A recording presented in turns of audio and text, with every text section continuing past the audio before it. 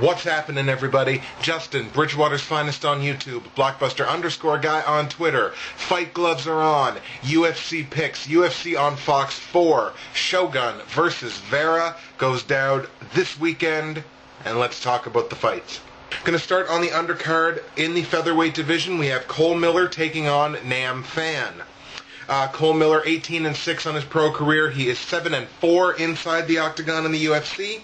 Had a unanimous decision loss to Steven Siler in his last fight. I'm going to adjust this a little bit because I think we're off kilter. There we go. Unanimous decision loss to Steven Siler last fight, but his last 5 wins have all come by way of submission. They've all been chokes, and there was that beautiful inverted triangle plus Kimura choke that he did, I believe, to Dan Lozon, maybe? I'm trying to remember. I think it was Dan Lozon, but correct me if I'm wrong. Cole Miller, obviously, very dangerous grappler. His grappling is really on point. Taking on Nam Phan. Nam Phan, 17-10 on his pro career, only 1-3 inside the UFC. His only UFC win comes avenging a loss to Leonard Garcia. His losses have come to Leonard Garcia, Mike Brown, and I didn't write it down. Hedges, I think. I can't remember his first name. I think it's Hedges was his other loss. Nam Phan, I like Nam Phan. I know that's the Ultimate Fighter effect, but I like Nam Phan. But when I think about fights with Nam Phan, I'm thinking it's one of those situations with me of little faith. I like the guy. I just don't necessarily have a ton of faith in his fighting abilities at this level. I have to go with Cole Miller. Cole Miller has been a beast in his grappling. Nam Phan has I don't think he's ever been submitted. His 10 losses, I think it's 3 knockout losses and 7 decisions or something along those lines. He's never been submitted. I'm going to give him the benefit of the doubt here and say that Cole Miller's not going to submit him. So I'm going to give this to Cole Miller by way of unanimous judge's decision, more than likely 30-27 across all cards. Sticking with the featherweights, we have Josh Grisby taking on Ronnie Yaya. Josh Grisby, 14-3 on his pro career, but he is winless in 2 UFC fights. Currently riding a 2-loss streak to Dustin Poirier and George Roop. I believe he lost a decision to Poirier, and I believe he was TKO'd by George Roop. Grisby had a lot of success in the WEC to the point where he was either the champion in that division or had title fights. I can't remember. It was one or the other. But his success in the WEC thus far has not transferred over into the UFC, as I said, winless in his two Octagon ventures. Now, losing to Dustin Poirier is nothing to scoff at. But I thought Grisby was more than capable of beating George Roop, which he did not do. We look at Ronnie Yaya, 16-7 on his pro career. He is an even 1-1 in the UFC, coming off unanimous decision loss to Chad Money Mendez in his last fight. Again, no disrespect there, losing to Chad Mendez. 14 of his 16 pro wins have come by way of submission. And back in 2007, Ronnie Yaya won the Abu Dhabi submission wrestling. I think 66 kilos, I think was the weight class that he fought in. 66 kilos. It was in April 2007. So the book is out there on Ronnie Yaya's grappling. It's phenomenal. It is off the charts. And I think it's going to be something that Grisby is going to have a lot of trouble with. Grisby has not been submitted since I believe it was 2006 was the last time that he was submitted, and he's submitted 6 guys in that time frame between 2006 and now. He's won 6 fights by submission in that span. However, we're talking Ronnie Yaya, and Ronnie Yaya's grappling is on a whole other level. I'm going to give it to Ronnie Yaya, and I'm actually going to give it to Ronnie Yaya to finish this fight by submission in the second round. Maybe I'm showing a little bit of disrespect to Josh Grisby's skills, but there it is, Ronnie Yaya, second round submission. Moving up to the welterweights, we have the long-awaited return of Mike Quick Swick taking on DeMarcus Johnson. Mike Swick, 14-4 in his pro career. He has a very respectable 9-3 record inside the UFC. Currently on a 2-fight losing streak to Dan Hardy and Paulo Thiago. But what you have to keep in mind with Mike Swick is he hasn't fought since February of 2010. He had a misdiagnosed stomach virus or some kind of stomach illness, and then he, I believe, had a knee injury. Some kind of injury that then also kept him out of fighting after that sort of thing was all cleared up. So the fact that he's on a 2-loss streak doesn't really come into play. 2 years is a long time in the MMA world, so any idea of momentum or lack thereof is totally thrown out the window. It's almost like he's starting fresh. Like I say, hasn't fought since February 2010. What kind of octagon rust are we going to see from Mike Swick? Taking on Demarcus Johnson, 16-10 on his pro career, an even record of 4-4 in the UFC, was subbed by John McGuire in his last fight. The thing with Demarcus Johnson's been very hit and miss in the UFC. Like we said, the record there, 4-4. He'll win 1 and then lose 1. He'll win 2 and then lose 1. He'll win 1 and then lose 2. I mean, he's not a dependable sort of guy. Whereas, Mike Swick, when Mike Swick was fighting, was a little bit more dependable, as you can see by the 9-3 record. But Demarcus Johnson, not really a reliable sort of guy. Another thing with Demarcus Johnson, he has trouble with name fighters. If he fights anybody that's got any kind of name whatsoever, he doesn't seem to do as well against them. I think it was Darren Elkin was the guy that he fought for the Season of Tough, in the finals of the Season of Tough. I mean, Elkin only has a name because he won that season, but still, it was fighting a guy with a name, lost that fight. Fought Matt Riddle. Matt Riddle's got a name, lost that fight.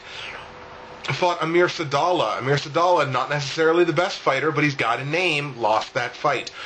Demarcus Johnson has trouble fighting name fighters, and Mike Swick is a name fighter. He's a guy that you say Mike Swick and you get there's some kind of mental connection with the name Mike Swick to MMA fans. So he is a guy with a name. I don't trust Demarcus Johnson fighting name fighters. He's been a little too hit and miss for me. So even though in multiple videos in the past, I've said I never go with a guy coming off of injury, and this was a substantial layoff for Mike Swick. Despite that, I'm taking Mike Swick in this fight. I'm taking Mike Swick to go out there, start quickly, and finish quickly. I think this fight is going to end by way of knockout or technical knockout inside of the first round. Demarcus Johnson, until Demarcus Johnson can show me that he can handle fighting guys with a name, I can't go with him. So Mike Swick, first round, knockout or technical knockout. Back down to the featherweights, we have Manny Gamburian taking on Michihiro Omigawa. Gamburian, 11-7 on his pro career, has a somewhat disappointing 2-5 record in the UFC. Currently riding a 3-fight losing streak to Diego Nunes, Tyson Griffin, and Jose Aldo in a WEC featherweight title fight. The thing with Gamburian is Gamburian's a very well-rounded guy. He's a judoist, and his main stand-up skill, I believe, is Kyokushin karate. And I think he's a third-degree black belt in judo and a second-degree black belt in Kyokushin, or the other way around, something like that. Gamburian is a very well-rounded, talented, good fighter. So he's fighting other well-rounded, talented, very good fighters, which is probably why the UFC record sits where it is at 2-5, because he's fighting good fighters. And like I said, the last couple of fights there that I talked about, Diego Nunes, good fighter. Tyson Griffin, good fighter. Jose Aldo, best featherweight in the world. So, he's fighting good fighters and losing those fights, so it kind of hurts the overall record. Michihiro Omigawa, 13-11-1 on his pro career. A very disappointing 1-5 record in the UFC. He's lost 3 of his last 4. His last fight was a unanimous decision loss to Alcantara, I think. And his only win in the UFC was a unanimous decision win against Jason Young, which belies how talented a fighter Michihiro Omigawa is. There was a time you could look at Michihiro Omigawa as inside the top 5 in this weight class. So that's why it's so disappointing to see that he's just not getting the success in the UFC that he should be finding for the caliber of fighter that he is. Between the two of them, I gotta go with my heart on this one, and this is one of those ones that, like, my brain's telling me one thing, my heart's telling me the other, so I gotta, but unfortunately I gotta go with my heart. No disrespect to Manny Gambarian, of course, like I said, very talented, very well-rounded fighter. I'm taking Michihiro Omigawa in this fight by unanimous judges' decision to control the fight with his wrestling. Might be a relatively boring fight, but especially for a featherweight fight, but that's what I'm going to take. Omigawa, unanimous decision. Please, God, don't let me down. Up to the lightweights. You don't usually say that. Up to the lightweights. Up to the lightweights, we have Joe J-Lau Lozon taking on Jamie Varner. And this is my personal pick for fight of the night. I think this is going to be a phenomenal fight. Because these guys are both finishers and they're both dangerous fighters. Joe Lozon, 21-7 on his pro career, has a very respectable 8-4 record inside the UFC. Knocked out by Anthony Pettis in his last fight. Again, losing to Anthony Pettis, no disrespect there. His last 4 wins have all come by way of submission. He's got a choke, he's got a Kimura, and he's got a couple of arm bars in there. So Lozon's grappling, very, very good. He's a submission machine. He's got more than 10, I think he's up 13, 14, maybe even more submission wins on his career. So very, very, very talented grappler. Taking on Jamie Varner, 26-1-2 on his career, 20 wins, 6 losses, 1 draw and 2 no contests, I believe. He's 2-1 in the UFC, currently riding a 3-fight win streak. Edson Barboza, which I picked against Jamie Varner in that fight, and Varner looked fantastic. So Edson Barboza, Drew Fickett, and I can't remember his first name, but it's Jolie. I think he's fought in the UFC before. So 3-fight win streak, and has won 4 of his last 5, all of which have been finishes. A big question for me in this fight is which Jamie Varner is going to show up. Is it going to be the Varner that only looked sort of okay in the rematch with Donald Cerrone, or is it going to be the Varner that came out and knocked Edson Barboza's head off? I mean, every fighter, there's more than two sides to every fighter, so it's a question mark in every fight, but in this one especially. And then I can even say which side of Joe Lozon is going to come out. Joe Lozon, like I said, is one of the most talented grapplers in the lightweight division. He's one of my favorite fighters, pound for pound, irregardless of division. If Lozon wins this, I'm really, really, really going to be pushing for him, tweeting Dana White's head off to, put Lozon in a title eliminator. Give him somebody. Just put him in a title eliminator fight, because Lozon has fought long enough and hard enough and has found as much success in the UFC to warrant getting a chance to get a title shot. Unfortunately, I don't think I'm going to go with Lozon in this. Like I said, these guys are both finishers. They're both really dangerous fighters. They go to win and they go to finish. I'm taking Jamie Varner in this fight, which bugs me based on how much I like Joe Lozon. I'm going to take Jamie Varner in the fight, but I'm going to take him by unanimous decision because I don't think Varner will finish him. Yeah, I'll have to give it to Varner, and I'll give it to him by unanimous judges' decision. Moving all the way up to the big boys, the heavyweight division, we have Phil DeFries taking on Ollie Thompson. Phil DeFries, 8-1-1 on his pro career. He is 1-1 in the UFC. Knocked out by Stipe Miocic in his last fight. 7 of his 8 pro wins have come by way of submission.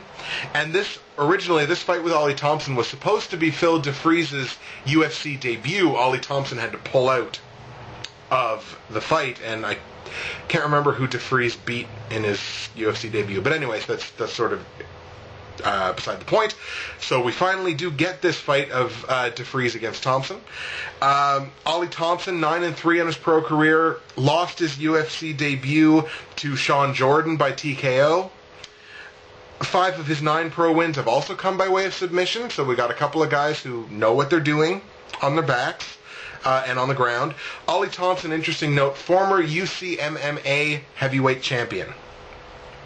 Usually in fights like this, I would tend to lean a little more towards the championship experience with Ollie Thompson. I'm actually going to take Phil DeFries in this fight. DeFries is going to be the smaller of the two guys. Thompson is arguably going to have the strength advantage from being a former he was a former power lifter in Britain. I think he has weighed up to 330 pounds when he was doing his powerlifting. So Thompson's going to have the size advantage. He's going to have the strength advantage.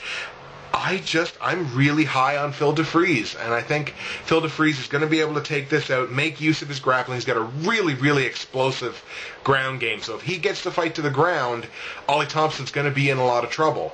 I could say Phil DeFries probably the best heavyweight grappler to come out of Britain. I'm going to take Phil DeFries in this fight. I'm going to take it by way of unanimous judges' decision. I don't think he'll finish the fight. If he does, it'll likely be by submission, probably second or third round, but I'm going to take him by unanimous judges' decision.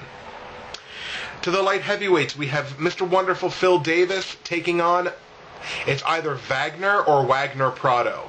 For the purposes in this video, I prefer to pronounce the W like a V, so I'm going to call him Wagner. That's probably wrong, and if it's wrong, I apologize, and you can skip forward to the next fight, because it's probably going to get annoying.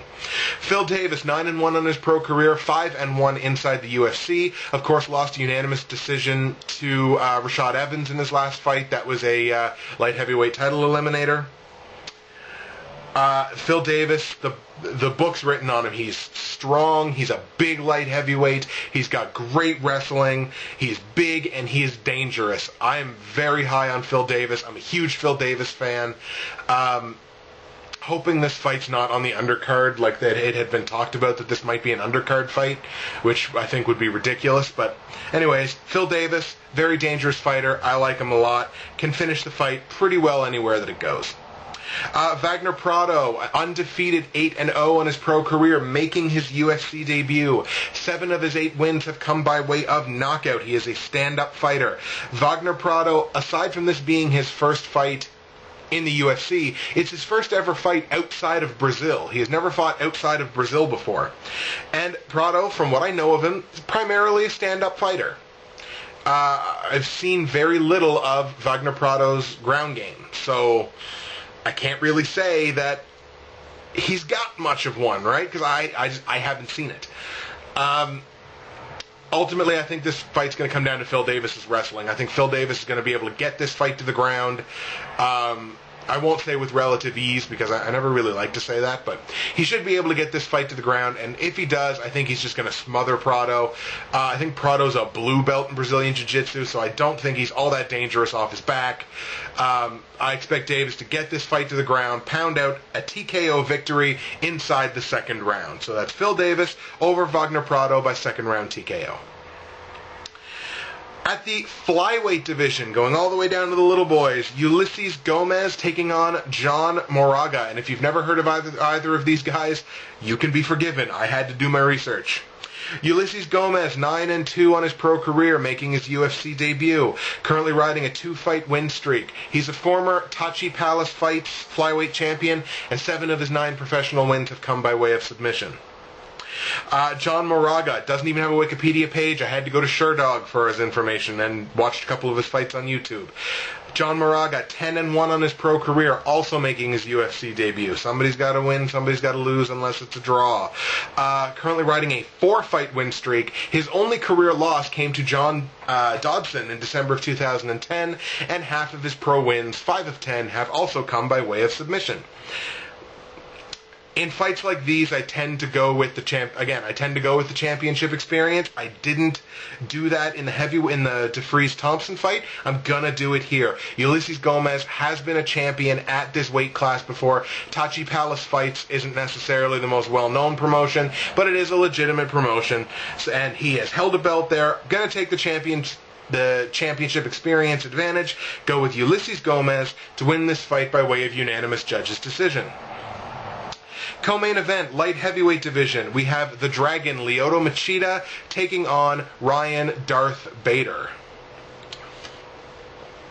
Pardon me. Lyoto Machida, 17-3 on his pro MMA career. 9-3 in the UFC. Very good record. Was subbed by Jon Jones in his last fight. That was a light heavyweight title fight. Was subbed with that beautiful standing guillotine, which is very nice. Machida has also lost 3 of his last 4 fights. His only 3 career losses have come in his last 4 fights. The only win that he's had in there was that knockout of Randy Couture, I believe. But the thing on Machida is his style is so hard to train for. You can find very few people, if any, in the world that can emulate Lyoto Machida's style, his speed, his striking angles, everything like that. So stylistically, Lyoto Machida is very difficult for anybody.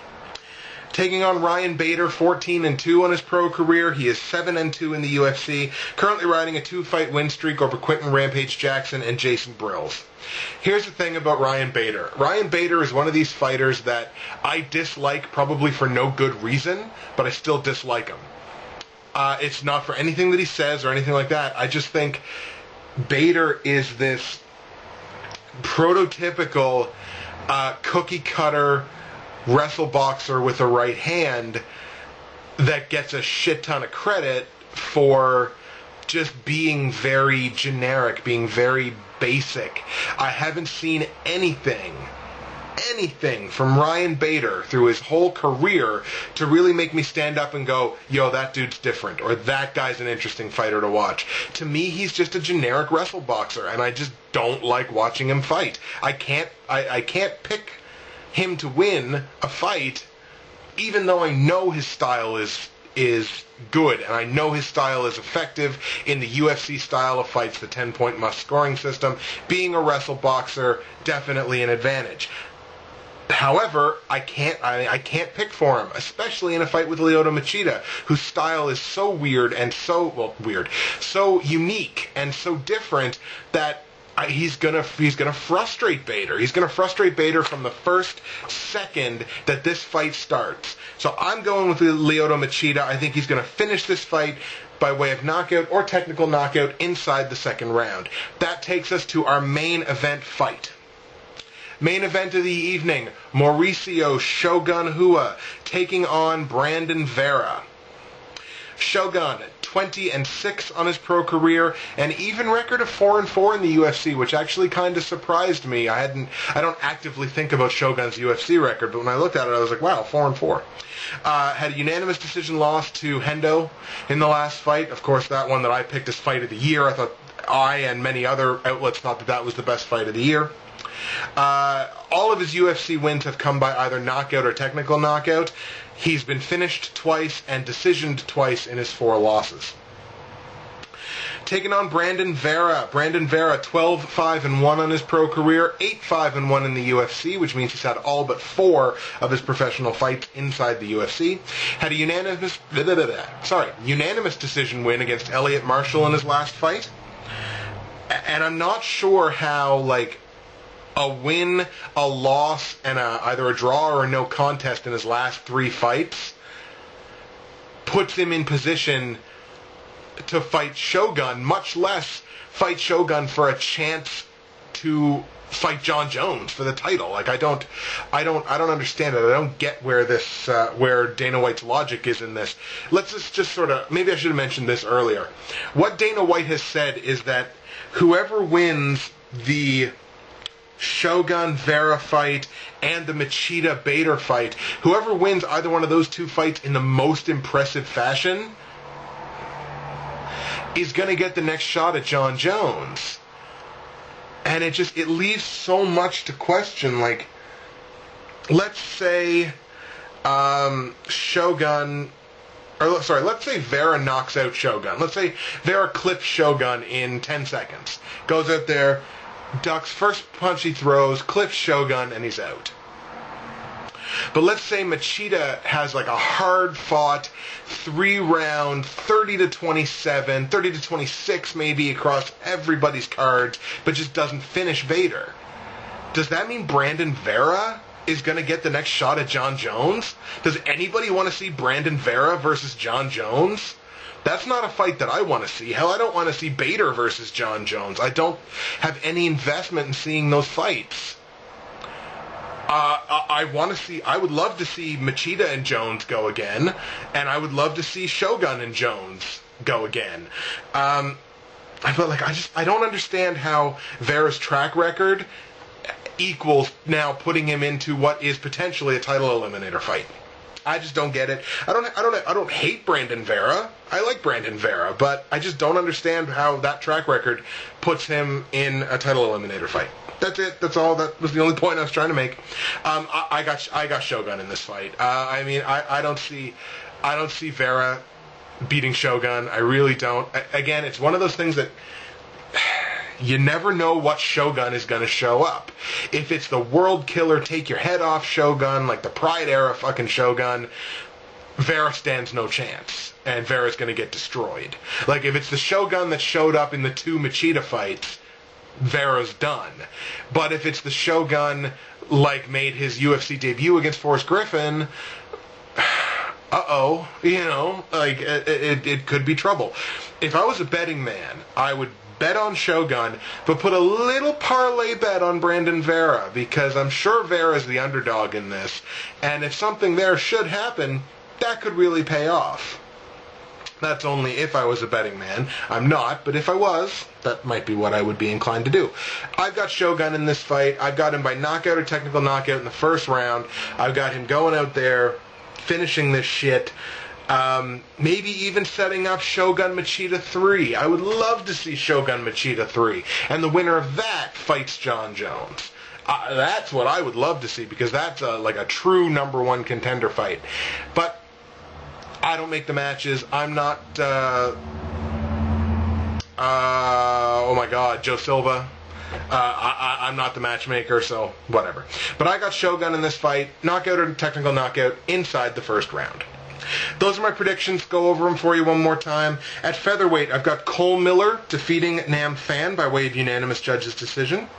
Also at featherweight, I've got Ronnie Yaya defeating Josh Grisby by way of second round submission. Welterweight, I've got Mike Swick defeating DeMarcus Johnson by knockout or technical knockout inside the first round. At featherweight, I've got Michihiro Omigawa defeating Manny Gamburian by way of unanimous judges' decision. At lightweight, I've got Jamie Varner defeating Joe Lozon by unanimous judges' decision. At heavyweight, I've got Phil DeFries defeating Ollie Thompson by way of unanimous judges' decision. Light heavyweight, I have Phil Davis defeating Wagner Prado by way of second round knockout or technical knockout. At flyweight, I've got Ulysses Gomez defeating John Moraga by unanimous judges' decision. And the light heavyweight co-main event, I've got Lyoto Machida defeating Ryan Bader by way of second round knockout or technical knockout. And in the main event, light heavyweight, I've got Mauricio Shogun Rua defeating Brandon Vera by first round knockout or technical knockout. Those are the picks. Hit me with your picks in the comments section below. Justin, Bridgewater's Finest on YouTube, Blockbuster_guy on Twitter. Watch the fights tomorrow.